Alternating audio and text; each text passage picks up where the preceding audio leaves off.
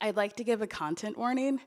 These poems have content that may be triggering to some with themes such as sexual violence, self-harm, and mental illness. If you feel uncomfortable at any time, please remember to take care of yourself. This poem is called Alternate Names for Poetry, after Nez Smith's alternate names for Black boys. 1.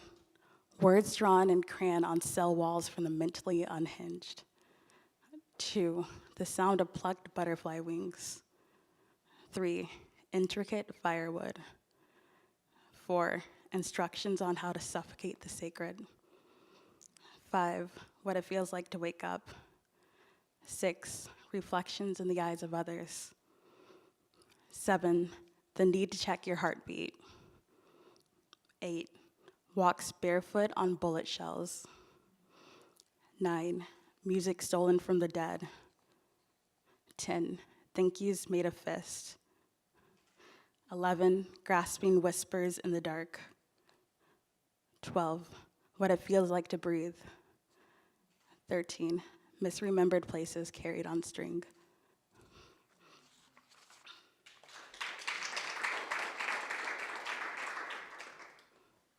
This is called Anna and Mia. It's been a while since I've seen myself in mirrors and bodies of water, the reflection in the eyes of others, but I know how I look. Anna holds my hands and whispers lullabies, and Mia lovely puts her fingers in my mouth while I regurgitate swallowed pride with my dinner. Anna asked me to create different list of reasons of why I want to be like her.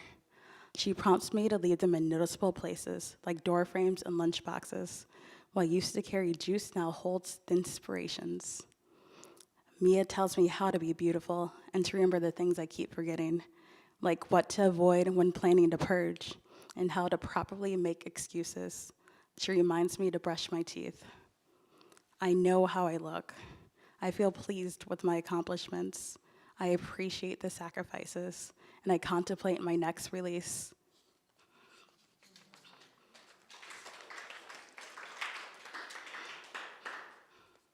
Black and white. Black feathers fall to the ground when a blackbird drops from the black sky. Black wood burns to black dust under black pots to make black food to gratify white lips.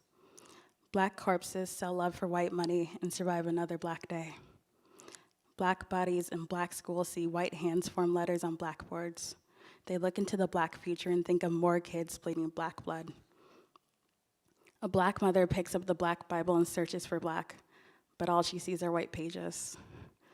White shoes shake off black dirt as they enter white mass. They pray to white Jesus to make their souls white as snow. A black man walks through the black night to find a white house full of white people who eat white bread. They write on white paper with black ink. They tell black stories for other white people. They cut black tongues from black mouths. Black words spill out. White teeth smile as they take a bite from a black heart.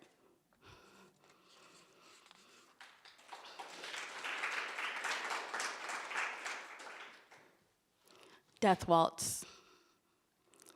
You've grown too thin, my love. I feel your brittle bones beneath the sheet of your skin.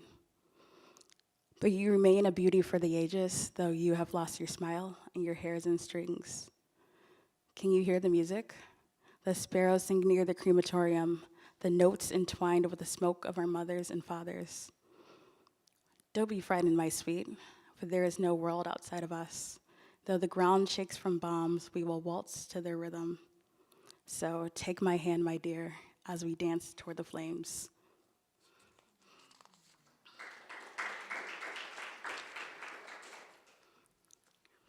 This is based off a Frida Kahlo painting, and the poem is called The Suicide of Dorothy Hale.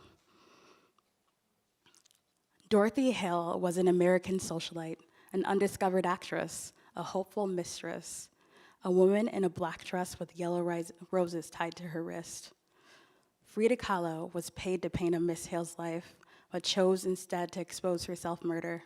Hale leaped from a window, her body splayed on a New York street, immortalized through oil paint on canvas. Dorothy's best friend bought the piece, unknowing of his lurid nature. She donated it anonymously to a museum, but was outed eventually. She died once when she jumped. She will die twice when people forget her name. I wonder what Dorothy felt in her final moments, whether she cared. She will live forever in this poem.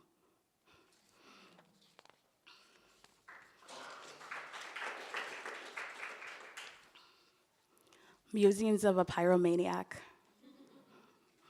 I keep burning myself. There's a sensation, a heat that flows through me with the ideas that ignite my brain. What starts as a spark sets my mind ablaze. I can't touch my books for fear they'll go up in flames. If I drink my ink, I will spontaneously combust. Singed fingers stain my papers. Emulated monks were writers once. I now understand why Prometheus gave us light, not as a gift, but because he couldn't control it himself. From the hands of gods came a curse that scorched the earth. So when I say my head is on fire, don't hand me an aspirin, but a pen instead.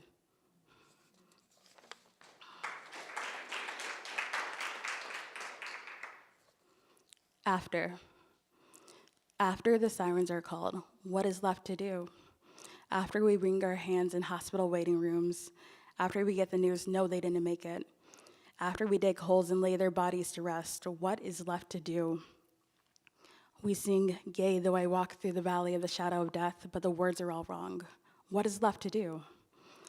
After a life with death, he told us he had waited for this moment in time. After all the poems have been written, after all the books are burned and memories are collected and forgotten, there's no before, just after.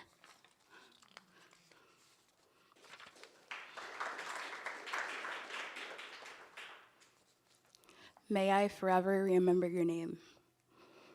It may not always be so, said E.E. Cummings. May I forever remember your name and the way the words taste in my mouth. May I always recall secret sacred seas, the ridges of your spine like a well-read book, the way your eyelashes hold tears like newlyweds dance, like they have eternity. Though finer details will pass, such as the titles of the poems I wrote for you, too many.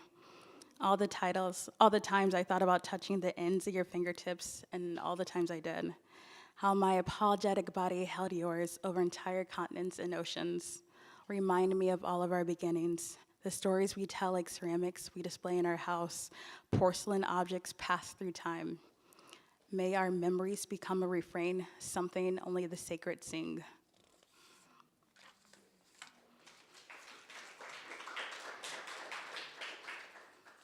And this is my last piece called Remembering So We Don't Forget. 1. I was teaching my cousin to read. Her caramel latte cheeks were becoming dark roast coffee. Her little fingers still blue from finger paint, staining the page as she tried to make sense of language. Her will crumpling like the words in her hands, hot tears watering the book like the plants we had that afternoon. I asked her, "How are our lives like flowers?" She replied, "You're pulled up from the ground when you don't want to be." 2. I had a friend who read books in prisons. He said it was there that he learned that words have power. He said they are what kept him sane. He would trade cigarettes and blowjobs for a dictionary, which he copied like Malcolm X by moonlight thinking, one day this will all be a memory. 3. I had a friend who wrote stories on her wrist. It started with markers that soaked into her skin and left black lines for days. She said it made her feel more alive to create something than watch it disappear. Then she started to use metal to make her messages endure. She said it felt good to watch the blood soak her clothes like a quill in ink. She said, "I'm not trying to kill myself, I just love to write." 4. I used to write words on my fingertips in between classes, things stolen from punk albums which were stolen from older brothers. We would graffiti in sidewalk chalk, hoping the rain wouldn't wash our work away so we can still look cool. Hoping we wouldn't get caught, running when we did, air squeezing our lungs, until we stopped laughing long enough to tell our own stories. Thank you.